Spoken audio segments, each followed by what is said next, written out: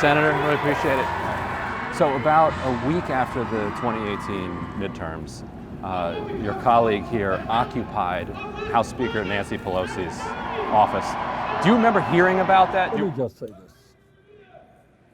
It is hard to believe that a year ago you were waiting tables. Is that correct?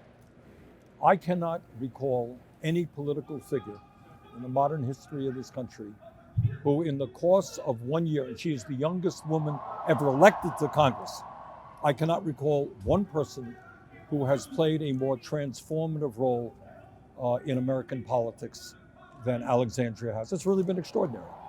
And what has been remarkable about her is not only that she has inspired millions of young people throughout this country, is she has a strong legislative record. When we talk about the Green New Deal and combating climate change and transforming our energy system, this freshman member of Congress, that was her idea. That's pretty extraordinary. So I think, what she has done over the last year is unbelievable, and we are so delighted to have her on board the campaign. So Democratic leaders were not so excited about that particular protest. They were also kind of bothered by the Kavanaugh protests from 2018. They thought it went a little too far. I'm curious, both of you, can outside pressure be too much? Is there anything to their criticism there? I don't think so. So long as we remain principled and focused in our activism, so long as we remain committed to, I think, Kingian principles of nonviolence, then I don't think that civic engagement and activism can be too much. I think that it is too much for people who are protecting the interests of the very few. It can be too much to those who want to prioritize the needs of billionaires over the needs of working people. But that's because once it gets to the point of being too much, then you overwhelm the system with positive change. Aside from protests, one of the places that the battle for the Democratic Party is taking place is in primary challenges. One, not just the presidential primary, but at the Senate and the House level too. You guys have not been terribly engaged in primaries so far. You've both endorsed Marie Newman against Dan Lipinski, but I think that's it. Do you think that that'll change as the campaign goes on? I think so. I think that we need to elect a House and a Senate which is as progressive as it possibly can be. A House and a Senate that is going to work with me in fighting for health care for all, to raise the minimum wage to a living wage, to deal with the global crisis of climate change. So I will do everything I can, and we have over the last number of years, to get more people involved in the political process and to elect people who are as progressive as possible. I mean, what do you think? Emily's list, for instance, endorsed Jessica Cisneros, which shocked a lot of people. Have you looked at that race? I've spoken with Jessica. I've spoken with several other folks engaged in this process. It's something that I think is part of a continual consideration about not just does the Democratic Party have a majority, but what does that majority look like, and what will that majority fight for?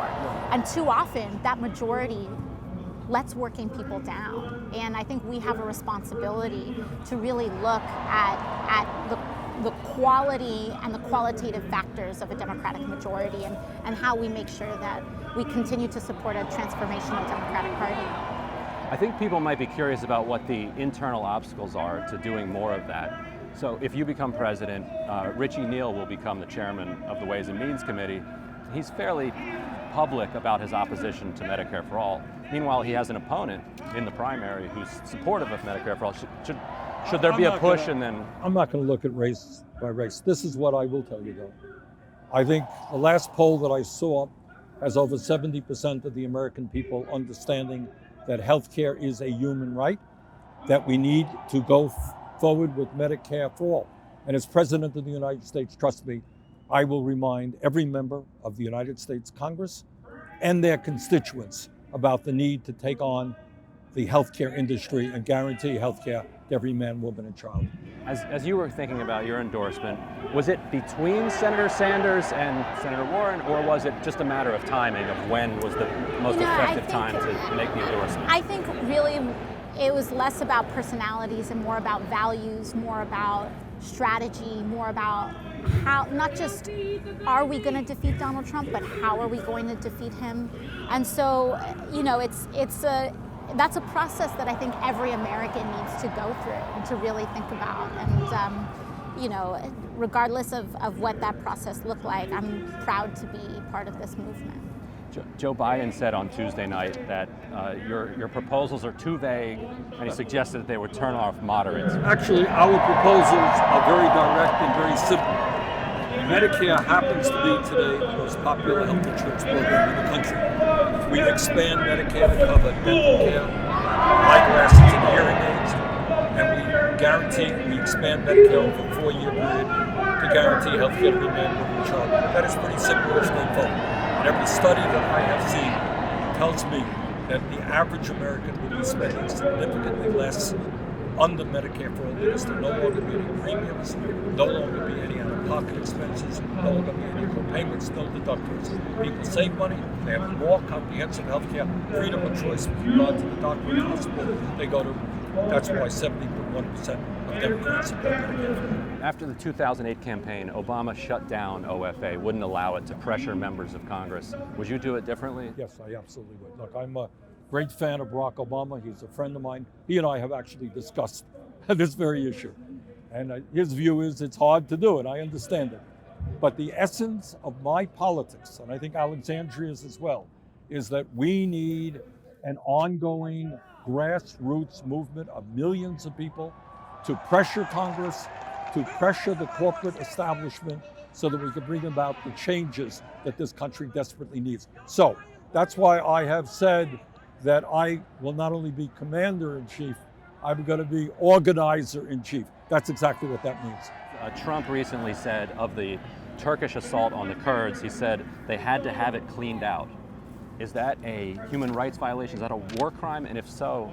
Look, what Trump did is an absolute disgrace. How do you turn your back on people who have lost 11,000 soldiers fighting ISIS, 20,000 wounded, and based on a phone call with Erdogan, no consultation with our allies, based on a tweet, you change policies? That is beyond disgraceful, beyond disgraceful. Could you see him prosecuted for that? Right now what I see is us winning the election. So President Trump referred to the whistleblower in the White House as a spy. And a lot of Democrats jumped on him for that. But his administration and the last one have both used the Espionage Act to prosecute leakers.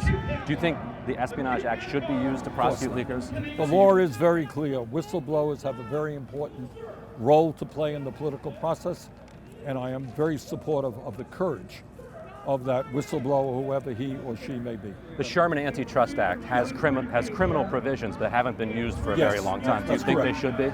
Damn right they should be. I mean, look, you have a pharmaceutical industry today which is extremely concentrated and which has executives who knowingly pushed opioids into communities all over this country when they knew that was addictive and killing people. You have price fixing in the pharmaceutical industry.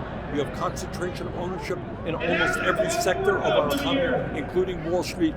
If elected president, we're going to have an attorney general who will be very aggressive in taking on the monopolies of this country. Thank you. Okay, thank you.